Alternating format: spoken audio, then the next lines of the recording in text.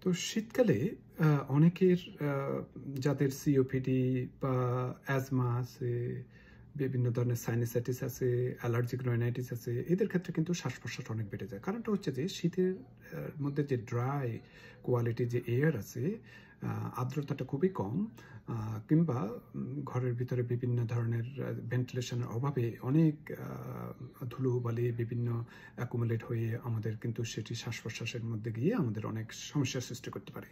তো যাদের হাঁপানি রোগ আছে, যাদের ত্বক খুবই ড্রাই, তাদের ক্ষেত্রে যাতে আপনারা সে ধরনের বাতাসের কোয়ালিটিটা ঘরের ভিতরে যাতে কিছুটা আর্দ্রতা থাকে সেরকম ব্যবস্থা নিতে পারেন।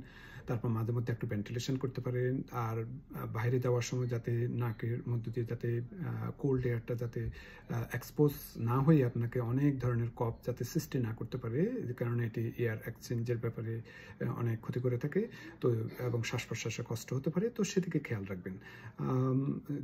বিশেষ করে যাদের আপনার হাঁপানি রোগ আছে, অনেক সময় vapour from the steam of the heart water আপনার উপকার দিতে পারে, এবং যে সমস্ত প্রিকশন মানলে আপনার এই সমস্ত শ্বাস-প্রশ্বাস কষ্ট থেকে দূরে থাকা যায় সেদিকে খেয়াল রাখবেন। তো শীতের সময় এই সমস্ত ব্যাপারে একটু খেয়াল রাখলে আপনি আপনার ব্রিথিংটা ভালো রাখতে পারেন। Thank you.